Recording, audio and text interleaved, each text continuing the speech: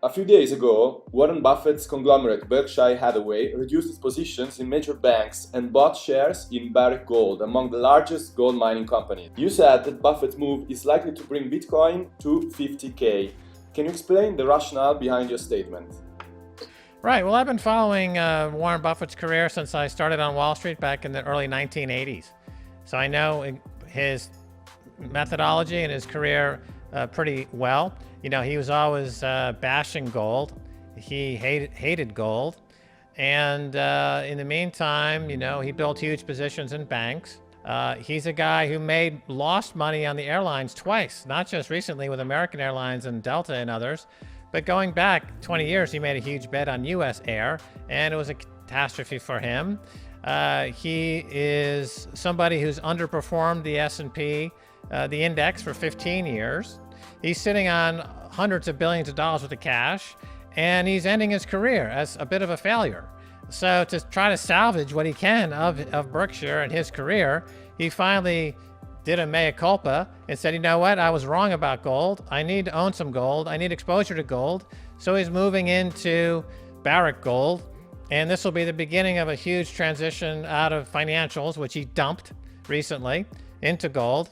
And then therefore, he will soon be moving into Bitcoin, or whoever takes his place, because remember, he's 90 years old now. So whoever takes Warren's place over there at Berkshire Hathaway will be moving into gold. You know, they've been about 10, 15 years behind the curve. They were very late to get into Apple. They were very late to get into Amazon. They hated tech during the entire tech boom of the last 20 years. So they're about 10 years behind the times. My first prediction was in 2011 when I said I'm looking for Bitcoin to go to 100,000. So that prediction is still in place from 2011. Okay, almost 10 years ago. So that's my long-standing prediction. I recently increased that to 400,000 because I now am completely confident that Bitcoin will compete with gold. So that's the macro trend. That's the multi-decade trend that we're talking about.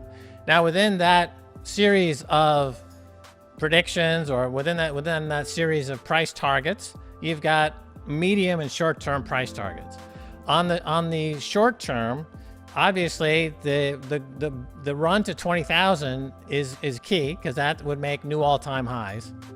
And so once it gets through 20,000, from being a long-term Wall Streeter trader myself, you know, I've been basically in stocks, markets, and finance for over 35 years. Once you see an asset like this break through the old high and make a new high, you should see a surge into an extension of, in my view, I think we'll see 28,000 on that run before we see any meaningful pullback. That's the way I see, that's the way I read this market. You deny the existence of coherent and successful risk management strategies? Yeah, as I've been saying, I've been following this for 35 years. And so far, nobody has beaten the market, any professional, any market, except for maybe 2 or 3 people. You've got Paul Tudor Jones, who's very successful. George Soros is very successful.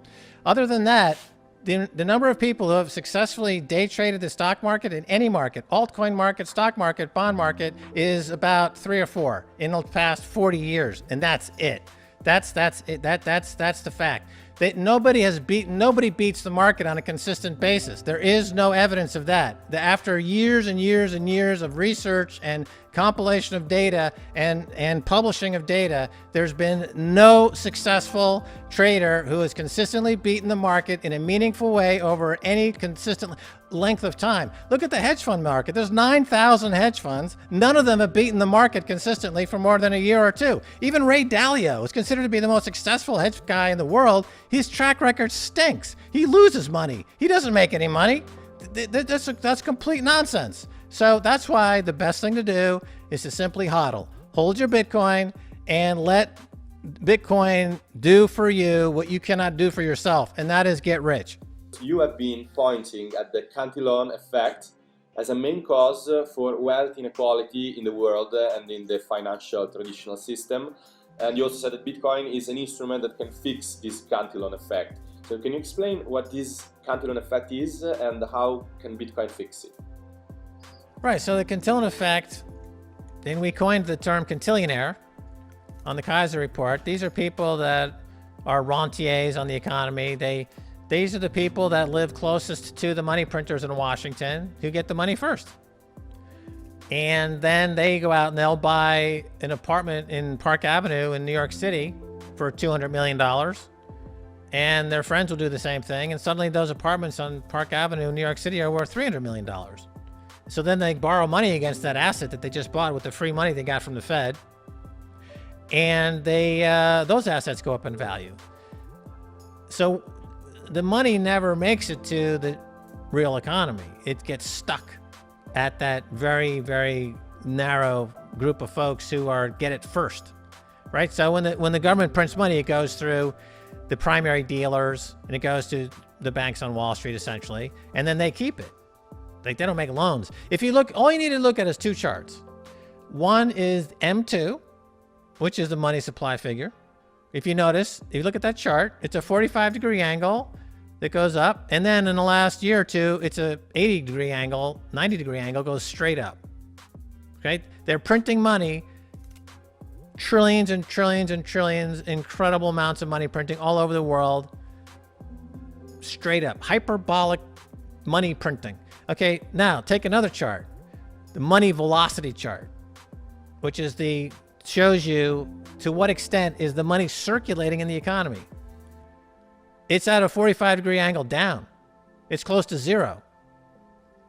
So that's the Cantillon effect right there in two charts.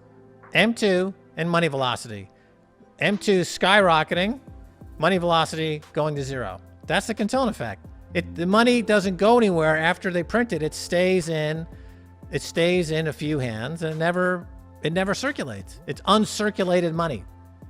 And as a result, you have this enormous wealth and income gap, social unrest, and problems are getting worse and worse. But the people and Warren Buffett is one of those quintillionaires.